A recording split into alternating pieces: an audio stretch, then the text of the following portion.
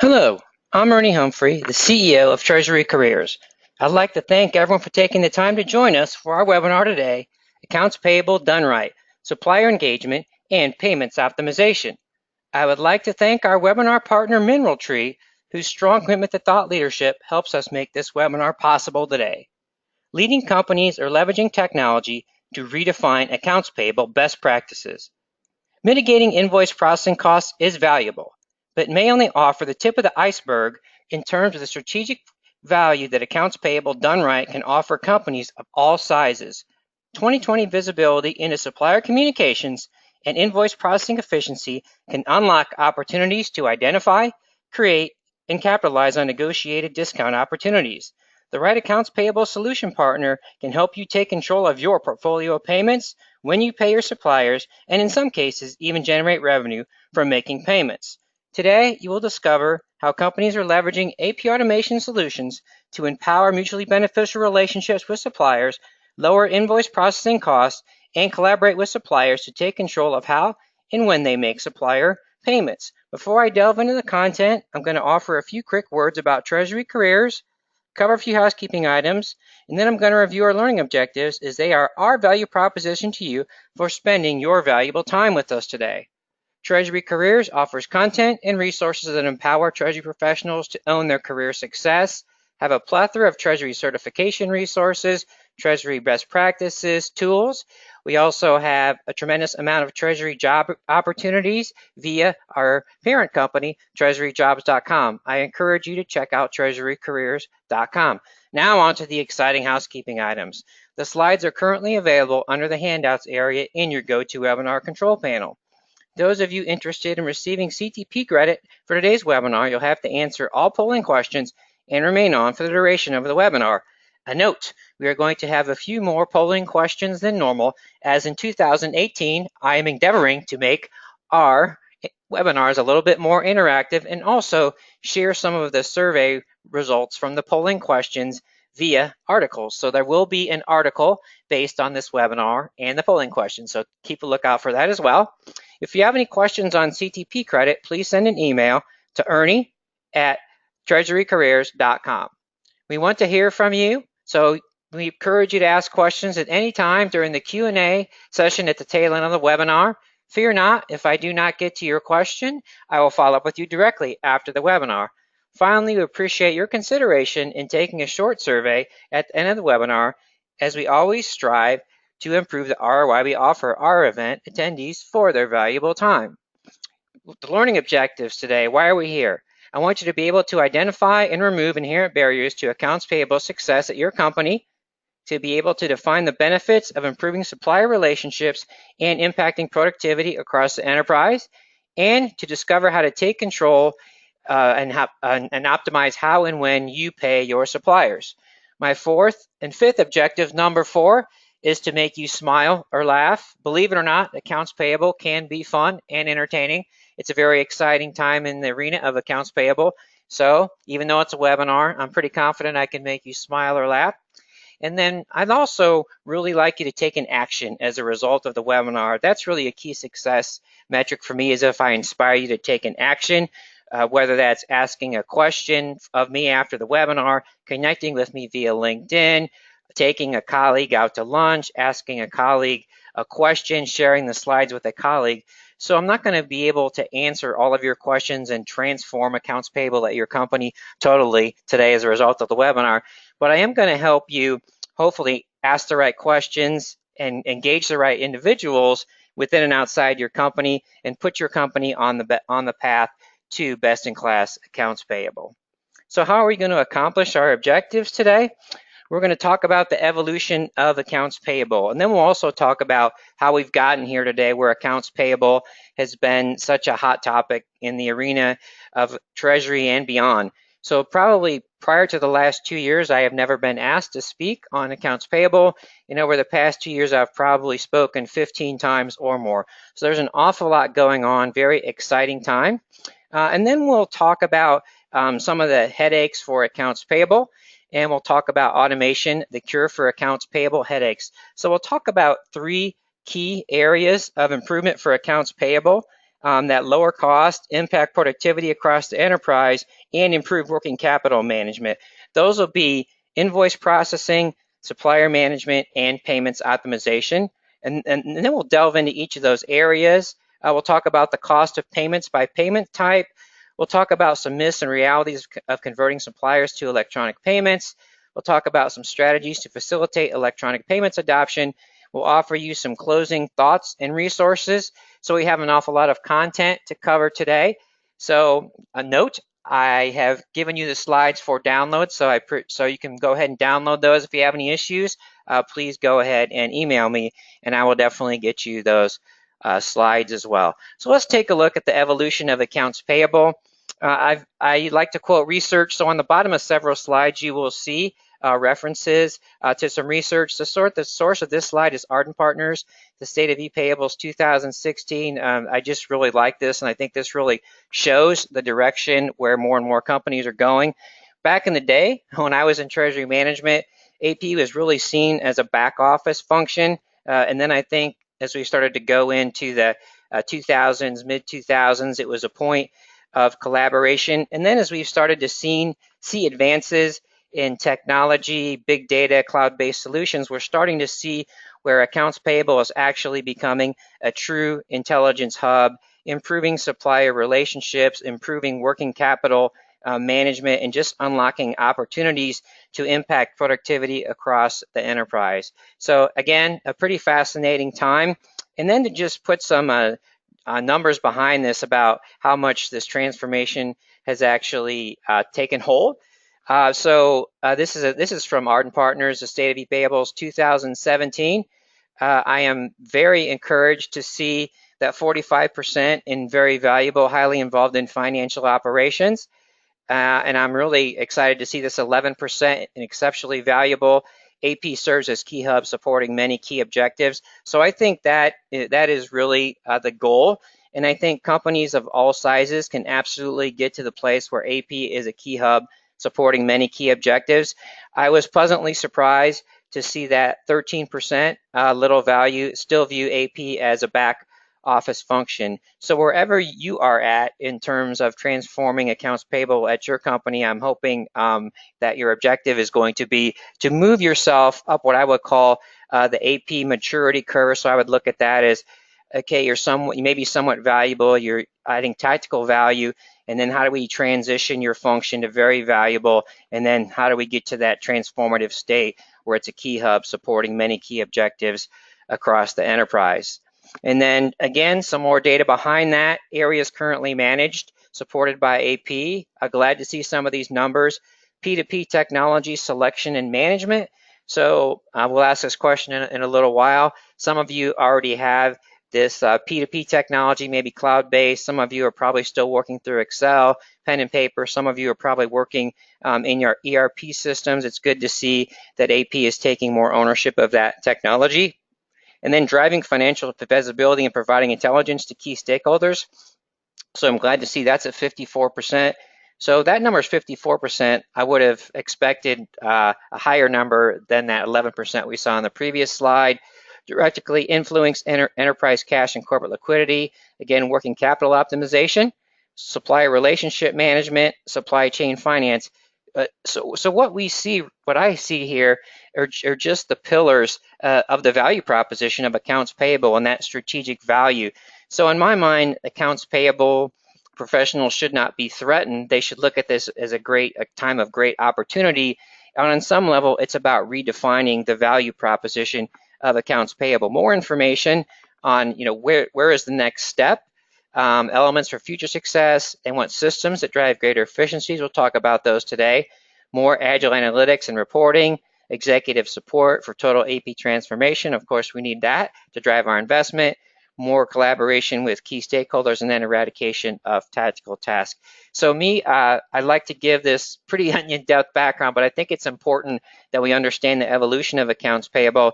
And then those of you who are going to have to engage your stakeholders for investment in accounts payable, I think it's important to help them see what's going on in the arena of accounts payable and see the cost of your company if you're being left behind in any of the areas that we're talking about today. Again, in terms of cost, productivity and impacting the bottom line. So I'm going to go ahead and ask our first polling question, level set a little bit. I'm asking you to share with me where your company is currently at in terms of the process of automating accounts payable. I appreciate everyone's consideration in answering all of our polling questions here today. Those of you who have an interest in receiving CTP credits for today's webinar, you are going to need to answer all of our polling questions here today. So as normal, what I'm going to do is I'm going to go ahead and leave that polling question up for another 10 seconds or so. Then I'm going to go ahead and share the results with you, give a little bit of my color commentary. Then I'm going to go a little bit deeper into why accounts payable, why now. And then what we'll do, we'll start to dive into those three specific areas of opportunity in increasing the strategic value of accounts payable. We'll start with invoice processing, and then we'll go to supplier management and payments optimization. And of course, what we'll see is all these three pillars are really interrelated. So I'm going to go ahead and close the polling question. So let's go ahead and take a quick look at the results. So we have 37% of you implementing or have AP automation solution in place. That is good. Those of you who are implementing your solution, I would just make sure that you are investing the time in the training and also closely collaborating with your solution providers to make sure that you are turning on all the features and functionality and making sure that all those involved in your process are going to leverage the technology. And so hopefully, as I start to talk about some of these benefits, whether you're implementing or whether you have that solution in place, you're going to make sure that you're actually realizing those type of benefits and really optimizing the ROI to that solution. And 25% of you just starting the discovery phase, good, and 11% currently evaluating. So we have, and then the other 9%, so we've got almost half of you kind of through this process and looking at, in some sense, upgrading your technology, probably in collaboration with your process and people. So it's a perfect time. So hopefully we will help you, point you in the right directions, give you some questions to ask, and direct you to some resources that can help you make the best decision possible. So again, thank you. Thank you for taking the time for the polling question. So now let me go ahead and get back to why accounts payable, why now. There's real-time data for better cash management has just become one of the top priorities for CFOs, and also if you're a publicly traded company, investors are starting to look at that. So we're starting to look at that cash conversion cycle, working capital management. So we're starting to look at those cash flows, and then we'll talk a little bit more about how accounts payable done right can help us in optimizing our working capital. Payments fraud is still rampant. We'll talk about that a little bit. So it's important that we look at how we're making payments and then mitigate those exposures as well. I'm going to give you cheat a little bit, but one of the things that we'll show is that checks are still by far the biggest target of accounts payable fraud. So in part of that payments optimization process, your portfolio, what you're going to want to do is you're going to want to look at the type of payments that you're making, and so those fraud risks are going to be involved. So it's not only the cost of the payment, but also the risk exposures as well. And then companies are realizing the strategic value of improving supplier relationships. The past few years, what I've seen, and I think we've all seen, is a big focus on customer relationship management, the technology like Salesforce.com. And then what we started to see maybe the last year or so is people starting to focus on the other side of the cash conversion cycle, improving supplier relationships and the value that we can have on that side of things. So we'll talk about some of the value in improving those supplier relationships, opens up opportunities, maybe to dynamic discounting, and also gives us the ability to negotiate how and when payments are made. And we have to be cognizant of that supplier relationship throughout the life cycle, and that starts with supplier onboarding and the symmetry of information between your internal team and the team at your suppliers. And then probably a big driver is the right technology is affordable to any business size and cost effective. So those of you who are just starting the discovery phase, I encourage you to look I think what you'll find is that the business case almost makes itself. A lot of times it makes itself just in terms of invoice processing. So if you go under the exercise and see how much it costs you to process an invoice, what you'll find is many areas of opportunity. And then what you'll see through automation is you'll be able to save quite a bit per invoice, and that number will will multiply and become pretty compelling. And for many companies, just that cost savings makes it worth it for that investment in that technology. So let's move on now and take a little look at some of the typical pain points here with manual accounts payable, talking morely on the invoice processing side. So with any manual areas of accounts payable, you're going to have it's an inefficient and costly process. You can average, so for some research, you're going to see different numbers with research. Just for illustrative purposes, $15.55 to pay a single invoice, $9.34 to cut a check, and 28.5 days from invoice receipt to pay. So again, if you look at the benefits of AP automation, what you can see, that 15.55, if that's your cost, you can reduce that by 80%. So the numbers can go up and down depending on what industry that you're in, but I strongly encourage you, if you do not have an estimate of how much it costs to pay a single invoice, that you go undergo that exercise and look at how that cost builds up, and then you'll start to see how to take that cost. And it's not necessarily the amount of the invoices, it's really about the percentage of improvement that you can see. In some industries, such as airline industries, it can be hundreds of dollars that cost, but if you look at that saving, 70-80%, that's still going to be a big number. We show the cost of a check with that automation, that process. If we want to cut a check, which I still don't recommend, it costs $9.34, so there's some more savings. And then 28.5 days invoice receipt to pay. So common discounts that might be available, like 110 net 30, you're not even able to take those discounts. So you want to have visibility into AP to make cognizant decisions of whether or not you're taking discounts, but then you also have to be able to take the discounts. And then the more efficient you are, the more opportunities that you have to take or negotiate discounts with your suppliers. Other pain points, time spent handling supplier calls. Some of this research, some folks spend 41% of their day, and part of that is just due to the asymmetry of information and poor communication. We'll talk about some of those pain points in a little bit. And then you can look at the frequency of late payments. That's a pain point. Missed out opportunities, and then duplicate or mistaken payments. There's duplicate payments that get through the system, and a lot of times people are chasing money from that. So these are some of the inefficiencies associated with that invoice processing, and this is really a key area of what's available out there as part of that value proposition and looking at investing in the AP automation. So now what does best in class look like once you're investing, just so you can get a sense of this? Again, this is a different research study. Arden Partners, a state of payables, so you'll see the costs are different, but I just wanted to look at these side by side just to show you the components of that value proposition just on the invoice processing side. So the cost to process an invoice, all others, $15. We go down to $2. Again, that's $13 per invoice. Time to process, 12 days I thought was pretty good, down to 3.5 days. So those 9 days, that gives us the ability to take discounts, negotiate discounts. Our exception rate going down lowers the time that is spent and also improves the productivity of those involved. Straight through processing obviously has productivity impacts. And then the percentage of suppliers that submit invoices electronically, that also lowers our time. So the more that we can work with our suppliers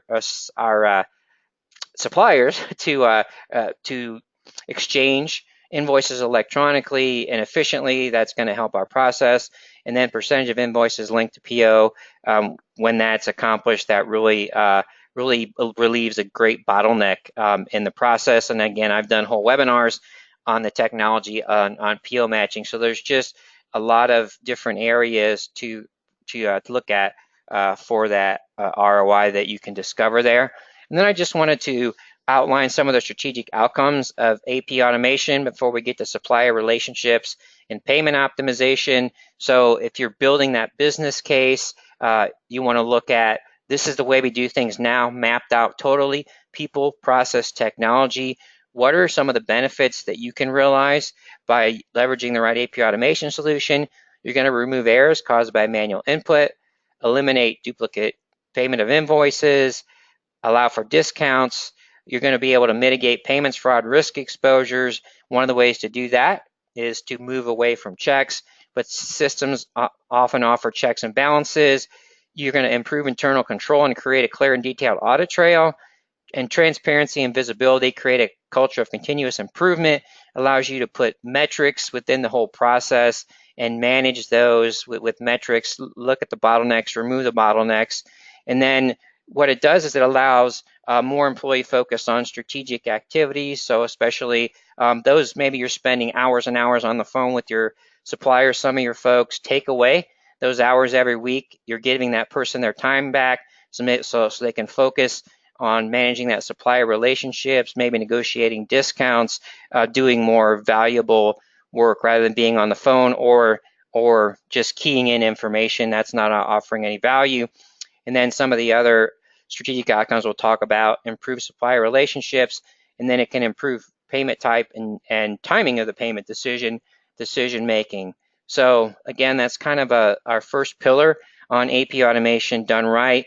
That is that invoice processing efficiency. Again, that can be a huge part, but for some companies, the improvements in supplier relationships and the payment optimization side can be just as great, and that deserves attention as well. I think you'll probably start to see more and more webinars focused on the supplier relationship and payments optimization, and that's one of the main drivers of the webinar here today. I want to redefine the value of accounts payable end to end, all the way from supplier onboarding all the way till the payment going out the door, and you can really take control of that whole process.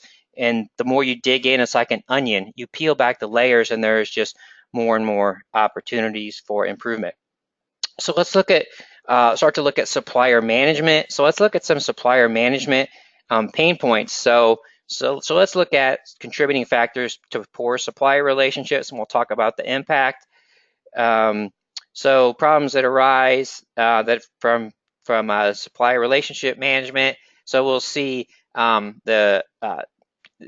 it's not really dependent too much on company size other than poor contract compliance. So you'll see poor supplier dispute query response times, poor contract compliance from your end, and then late payment. So those are three of the key areas that are caused by supplier management. In my mind, what I see, a lot of these problems are caused by an asymmetry of information that's available. So more and more companies are leveraging supplier portals and onboarding their suppliers through a supplier portal, giving their suppliers access to you, so you have the same information in front of you in terms of what's owed, and then these issues that arise, they can be cut off at the pass. These systems really allow you to be somewhat proactive in terms of potential issues that can come up. And to put a few more of these pain points here that can happen, just some onboarding pain points. So as I started looking in and looking back to when I worked in Treasury, I was amazed how many pain points there were and the problems that they could cause. It's possible to add illegal suppliers. Obviously, we have restrictions that cause delays in our suppliers and us receiving our tax forms back, inefficiency. You're making a bad impression right out of the gate with your supplier. I used to work in manufacturing. There were times when we had supply chain disruptions. I wanted to have a good relationship with my supplier. If I called my supplier and I had continually had problems with my suppliers in terms of onboarding them, communication, on the payment side, believe me, that would get up the chain. You can have supplier data quality. Sometimes companies let their suppliers take control of that data to make sure it's right.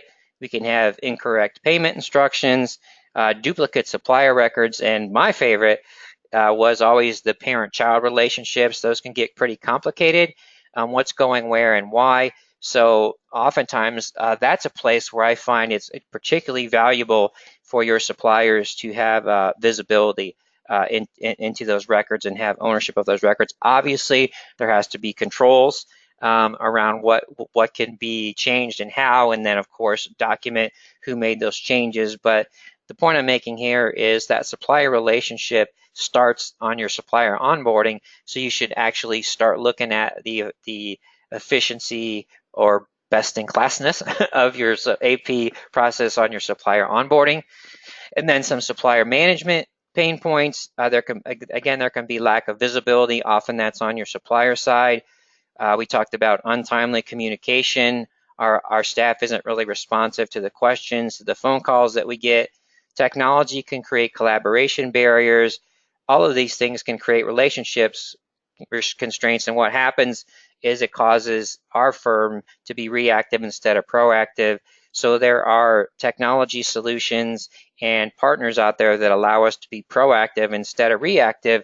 Another point would be that those of us that work in finance, it's important for us to be engaged with our suppliers throughout the lifetime of the relationship, not just when there is an issue and playing referee. When I worked in manufacturing, the supplier engagement was really only when there was an issue and finance was playing a referee. So we want to build that mutually beneficial relationship. And one of the things that we'll see, one of the places where that can really offer us value is in terms of controlling how and when we pay our suppliers. So I'm going to go ahead and launch our next polling questions, asking you how you would characterize the overall state of your company's relationships with your suppliers. And again, I think investing in the supplier relationships and getting that 360-degree view is really going to be worth that investment. Again, I appreciate everyone's time in answering all of our polling questions here today. Those of you interested in CTP credits, you'll have to answer all of our polling questions. So we're going to go ahead and leave the polling question up for a few more seconds.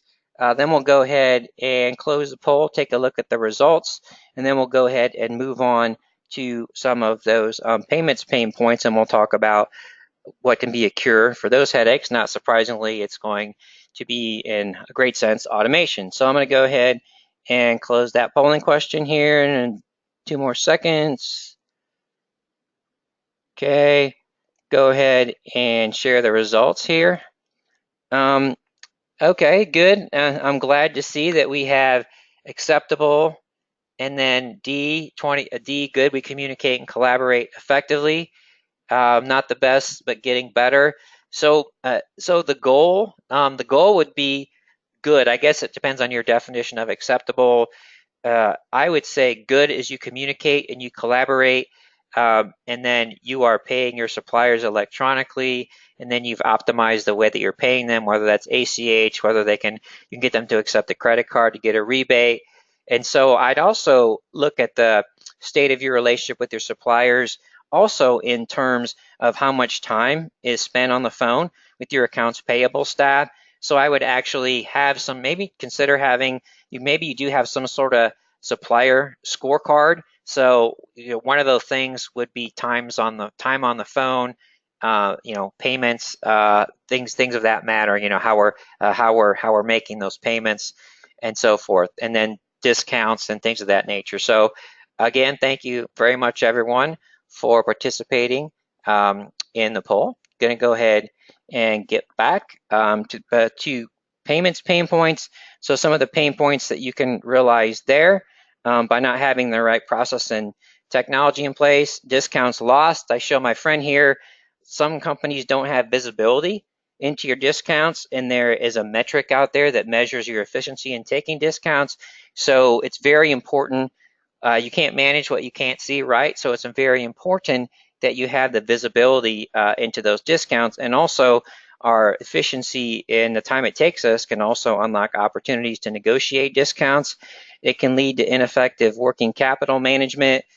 Really what I mean by that is if we don't have that visibility, we can't get a good forecast of the accounts payable, what's going to happen is you're either going to you're going to borrow money when you don't need to borrow money, or maybe you're operating in foreign countries. You might buy and sell currencies when you don't need to do so. So that can be very costly. So accounts payable done right allows us to deliver the accounts payable part of the cash forecast in a relatively accurate manner.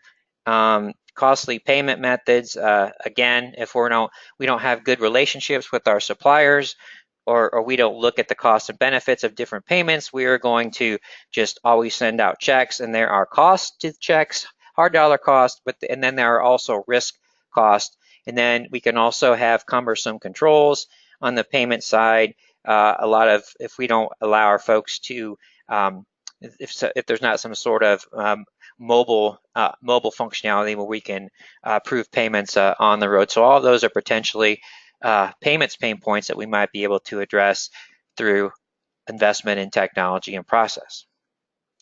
So let's go ahead and again, I apologize, some of this is a little bit basic, but again, I think it makes sense and to help us understand and frame the conversation. Some of you may not have ever really considered or been involved in discussions of optimizing your payments portfolio and really looking at the cost. So optimize the portfolio, what types of payments are we making and why? Those might be new questions that you haven't asked and that you should ask. So main types I want to look at: checks, ACH, Fedwire, and then several different types of commercial card, which is an emerging payment. More on commercial cards. Again, I don't want to read through all these, but just there's a lot going on there. Purchase cards. I used purchase cards back in the day. Corporate travel, ghost cards, single-use cards, and virtual card programs. Virtual card programs are becoming more popular. They allow a straight-through payment through a card network or issuer when both parties are members of a payments network. So again, that can just be a part of that portfolio. Usually, it may be a multi-step process to optimize that payment type by your supplier. So it may be first you want to get from checks to electronic payments, and then you want to see what type of electronic payment that you're able to get them to accept. Just take a quick look at the B2B payments landscape. Again, PayStream Advisors, just interesting to see. We're still at 46% checks, so there's still a lot of room there. And then that 10% we have the 60% we have for wires, I would expect that to be a little smaller. And so what we'd like to see is that check number go down. But then just to give you a sense that one of the myths that we'll talk about is, people want checks. Well, we're down to 46%. So that number is going down, and we're seeing similar statistics from the AFP survey as well. So yes, it is once again polling question time. Trying to ask you to share with us to get a sense of how you would characterize the current mix of your supplier payment type to kind of help me guide the upcoming content that we have in terms of talking about checks versus types of electronic payments. Maybe spend a little bit more time in the commercial card area or emerging payments area, electronic payments area. Again, I appreciate everyone's consideration in answering the polling questions. Also want to remind you that I can still take your questions in the questions area of the GoToWebinar control panel. And again, I'll do my best to get to all of your questions during the Q&A session. If not, I will respond with you directly. So I'm going to go ahead and close the polling question. We're going to go ahead and take a look at the responses, and we're going to dive in a little bit on the cost of payments, and then start to look at that payments portfolio optimization. So let me go ahead and close that. Let me go ahead and share. So as we see, pretty encouraging. We got 28% of you, majority by checks. But what does that mean to me? 28% of you have a big opportunity here, hopefully, in taking some of the insights from this webinar and some of the ways that we're going to tell you how you can directly convert your your suppliers, or you could partner with AP solution providers also to help you in that regard. So we've got 28% majority by check, and then 19%, so that gives us 47%, and then 11% of you, I don't know. That would be a great question to find out. And really optimizing payments, again, I call optimizing payments conquering the last mile of accounts payable. So again, thank you very much for your consideration in answering the polling question. So let's go ahead and get back to the content. So payment costs by payment type, again, these are just estimates, just trying to give you a sense of the relative cost. Sending a paper check is 10 times more expensive than the internal or external costs of sending and receiving an ACH payment, and receiving a paper check is more than 5 times expenses. The best median cost of executing a wire payment is over $14. The median cost range for an outgoing procurement T&E virtual card is between $1 and $2, and the median range of rebates, if you use a specific kind of card, is 26 to 50 basis points. So again, I think what we're really trying to convey here is that it's very expensive to write checks, receive checks, and then the median cost, and then if you need to do a wire payment for tracking purposes, that's okay, but an ACH is a great alternative, and then you can see the cost is much lower for an outgoing procurement T&E and virtual payment. So if you've never done this, go through the exercise, look at all the ways that you make payments or want to make payments, and see what that actual cost is in terms of hard dollar costs, banking fees, and then also time that's involved in everyone that's involved in getting the payment set up, and then getting that payment approved and getting that payment out the door as well. Again, the point there is just to show the difference between the checks and the electronic payments. I won't focus much more on the electronic payments side, given what the data is showing us on the relative cost versus the other types of payments. Talk a little bit about your payment method portfolio. Again, might be something you're like, basic, we do this, but even to me, as a treasury professional, I really never worked with our accounts payable department to do this, so shame on me. So I think this is something that we should start to see more, and there should be more conversation about it, and then we should start to see different companies where those methods are, and then why. What are the barriers there? How do we improve that? Why are some companies better than others? So your company's current portfolio of supplier payments by payment type, again, check, ACH, wire, ghost card, all the different times you have. And then you'll want to look at changes in percentages by payment types. You may have goals around that, metrics around that, again, goals.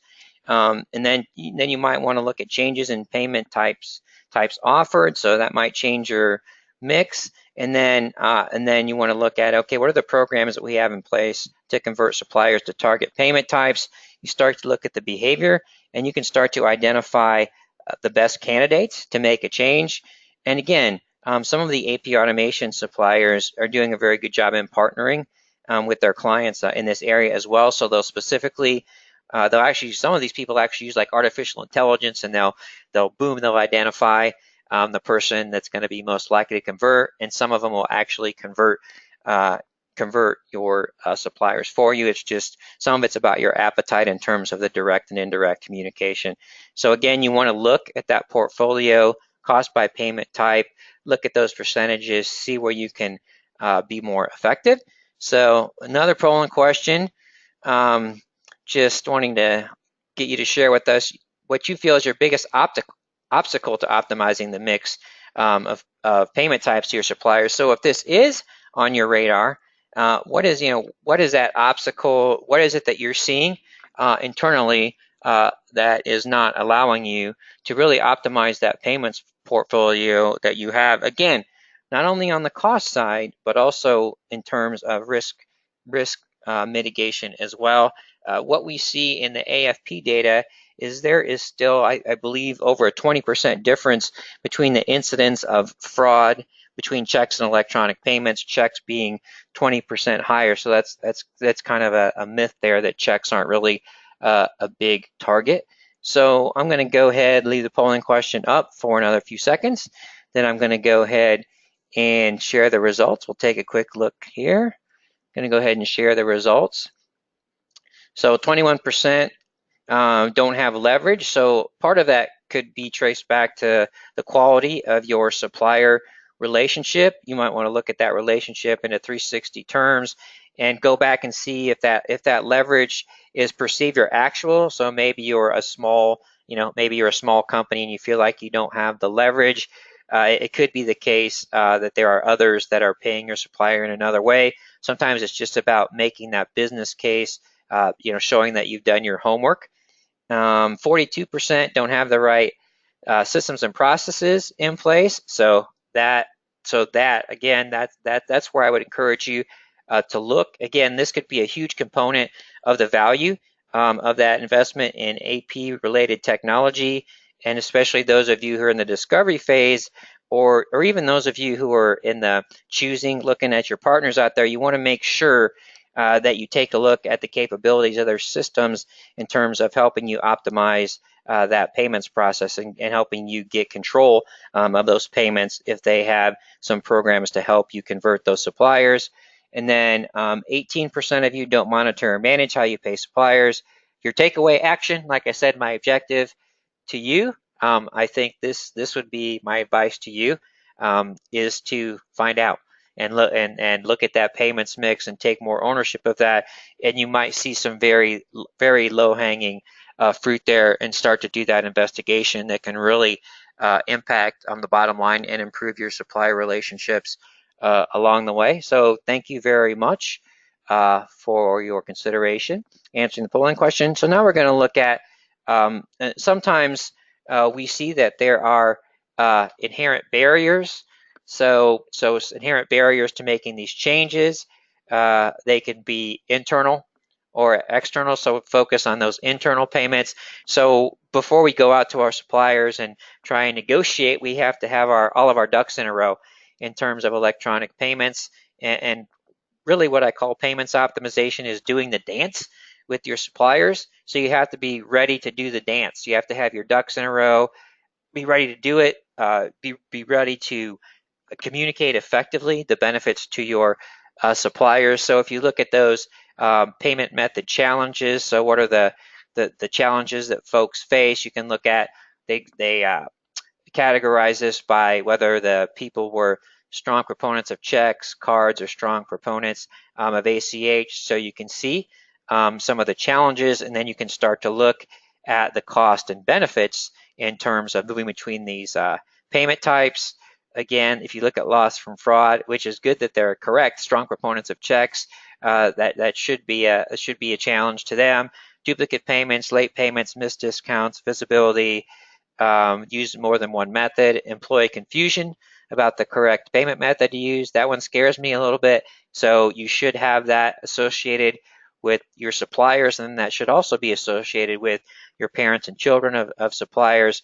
And then I would love to work here, no payment management challenges there. So those are just some of the challenges that you might face internally or externally. But then you can see, we talked about this before, right? AP automation, that visibility, and improving the timing it takes us to process invoice. That can help us not miss discounts, reduce late payments. It can help us from duplicating payments. Optimizing our payments portfolio can help us mitigate a loss from fraud. Leveraging AP automation with the right processes can mitigate high processing costs. Again, the right system gives us that visibility, so you can see how automation can help remove these internal and external challenges to optimizing your payments portfolio. And then again, the issues that can be mitigated by automation, help those methods be more cost effective.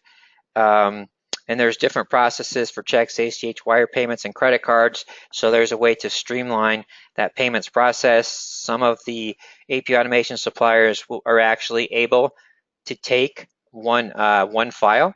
And then payment controls are difficult to monitor and enforce. That's easier with automation. and then risk exposures are unchecked or unknown. We can get more visibility into those, and we can have that clear audit trail as well. So again, payments automation. So we saw automation is extremely valuable in terms of invoice processing cost. See how these automation is valuable in removing the barriers to optimizing our payments portfolio. Just again, focus on electronic payments. I love the research. So, and the other thing is some of these research data points can be valuable to you in making that business case, when you need to make that business case. So the benefits of e-payments, just to kind of put some data behind what we said, convenience for employees, lower processing costs, rebates. So again, benefits to negotiate with vendors. So these can be some of the part of the value proposition of e-payments when you're trying to make that case internally to make sure you have your ducks in a row. These are good data points to have. Some more benefits of sending or receiving e-payments, again, whether it's internally or externally communicating those to our suppliers, cost savings, cash forecasting, fraud control, better supplier relationships, straight through processing, working capital. So what I always say is when I do AP automation webinars, sometimes I dive into making the business case.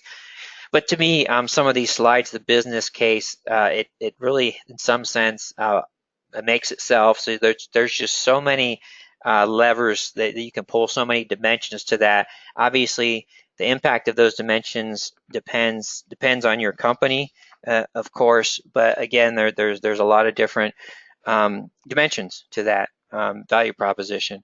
So let's talk about some e-payment conversion myths. So some of you that may be in the check world and not have the right systems and things of that nature, so you want to take more control. I've inspired you to want to optimize your payments mix. Some of the myths out there, we'll talk about why they're myths. Electronic payments risk exposures are more significant. Customers are unwilling to convert. Your inability to link remittance and payments. And when I was in Treasury, this would have been my beef on the payments because my Cash App team always had a hard time when we got electronic payments. So we use Lockbox. Lack of integration between information and financial systems, and then converting to e-payments and managing and leveraging remittance information requires a significant investment in IT resources. I gave this away earlier, but trends in payments fraud, you'll see from the AFP Payments Fraud and Control Survey. Great survey to read. 2016, 75% attempted fraud or actual checks. The next lowest here is wires. It's almost 30% actually. And so you'll just see that even processing checks really increases that risk of fraud. And so those should be considerations in addition to cost. And then we'll see one of the myths was suppliers don't want checks. And then this is some interesting information again from PayStream Advisors. Checks, so 40, just some different metrics. Many require, many ACH commercial cards, so 12%. So it just gives you another data point. So and then as we see the accepted, there's only 46%. I like it to be lower. Our check payment. So we're starting to see, and especially as suppliers see the benefits of technology and electronic exchange of information on their side, they see the benefits in their accounts receivable world as well. So here's the reality. The risk of payments fraud is less in electronic payments. More and more companies actually prefer electronic payments. Technology can automate the collection and capture of remittances. Technology can automate the linking of remittance and payment data. A rule-based engine can be used to automatically match payments to open invoices, and if SaaS-based solutions result in minimal overhead for IT department. So again, if you're inspired by going into moving suppliers to e-payments and specific types, these are good ways to make that business case internally, and also to help I would say get through to Mr. And Mrs. No. There's always those for projects. These are some actual benefits to e-payments to help justify your investment and your resources to do so. You can receive payments more, they can receive more, your suppliers can receive payments more quickly and improve their cash flow, more effective working capital management on their side. They receive detailed remittance information, which can lower their processing costs. They can eliminate processing inefficiencies on their side. They have increased security and controls on their side.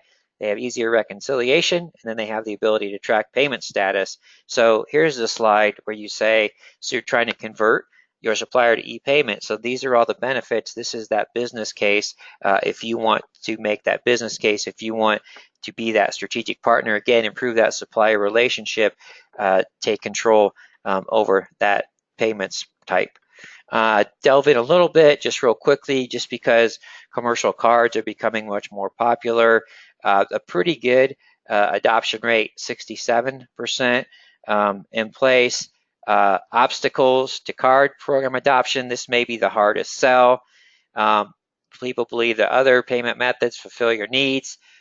These are internal hurdles, supplier resistance. You're concerned about maverick spend, resistance to change, security fraud, difficult to integrate with AP systems. These are all, or most of these are common to any type of electronic payment conversion, but there can be some benefits there, and really taking them to this level is where the right AP solution provider can really help you out. So just some data behind this. Commercial card payment benefits. Again, better cash flow on your side, extending payment terms, cash back and rewards, better timing. So this is some of the value proposition internally to motivate people to take that extra hard step in optimizing that payments portfolio. But of course, you don't want to push too hard. It may be a two-step process. It may be, okay, first we'll go to electronic payments, then we'll look at payment patterns and have that collaborative discussion about when it makes sense for that commercial card payment. Supplier acceptance, they have clear benefits to buyers. There is projected growth. However, there's higher average cost to suppliers, limits the opportunity.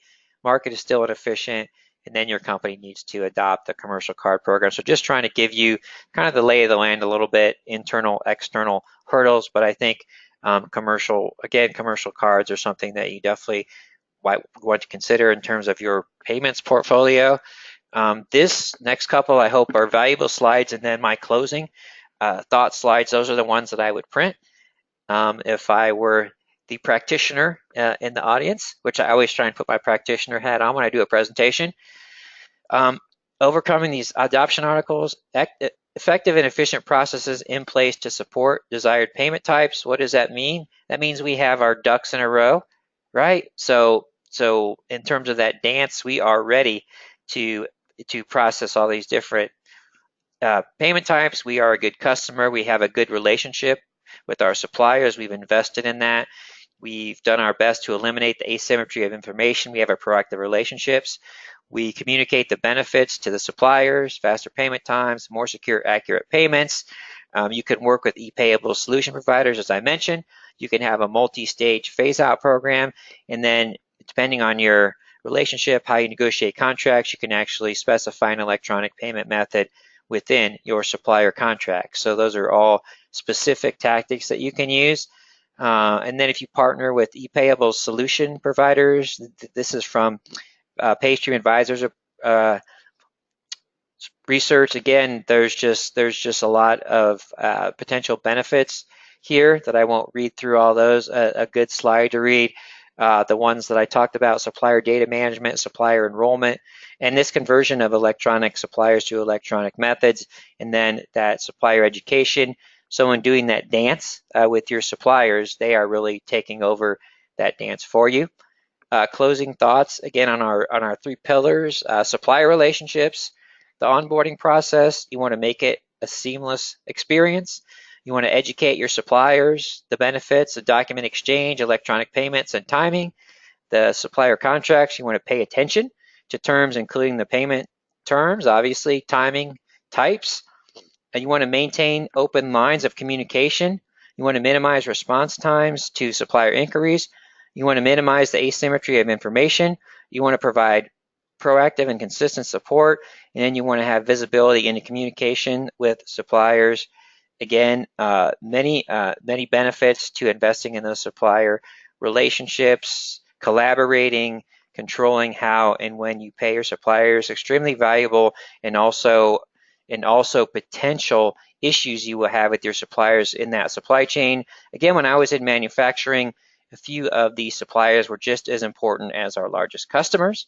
Payments optimization, I like to use the word dance. You need to be ready to dance with your customers and convert them to your preferred payment type. Like how are you going to be ready to dance? You have to have efficient processes and technology. Again, efficient exchange of invoices and related remittance information. You want to have an environment of proactive supplier relationship management, and then you need to understand your supplier's cost of accepting different payment types. You need to know how to dance with your suppliers. That involves communication, identifying the conversion type that makes most sense maybe to start with. You need to be able to communicate the benefits, and then also you may want to partner with your ePayable solution provider to improve your dance moves, right? Or dance in your place when that makes sense. And then let's go back to our strategic outcomes of AP automation. So in terms of the value proposition of best-in-class accounts payable, these things may be potential areas of opportunity, specific areas of opportunity for your company. Removes errors caused by manual input, no duplicate invoices, processor paid, allows discounts to be captured, working capital optimization, mitigates payments fraud, improves internal controls, audit trails, culture of continuous improvement, allows more employee focus on strategic activities, huge, improves supplier relationships, and improves payment type and then decision timing. So as I said, a lot of content, just a tremendous amount of opportunity here, so much going on in the space. As I said, peel back the onion and you'll see tremendous value in having the objective of delivering best-in-class accounts payable. Also have a few additional resources here can also be helpful to you in terms of where you're at in automating accounts payable. So hyperlinks there. I apologize for the time Q&A. I have pontificated a little too long today.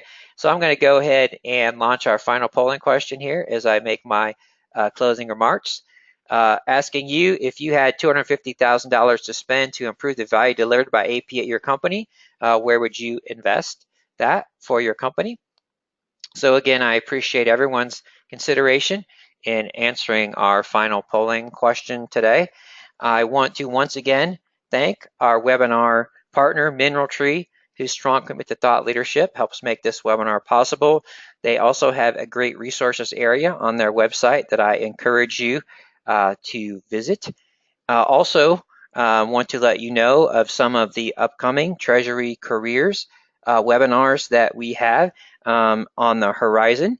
So also, you can always find those on treasurycareers.com. So I'm going to go ahead and close the polling question here. Oh, let me share. So it looks like majority is evenly to people process technology, and not surprisingly, second is the technology side. Taking a look at the upcoming webinars, I think we've got some really interesting webinars. Again, more on the payments program. We have a couple webinars on cash forecasting, going on the AR side, 20 must-have KPIs, dashboards, and then also digital reporting, how to tell the story behind the numbers. So finally, I am going to thank you, the audience, for your valuable time today. Make the rest of your day great, everyone.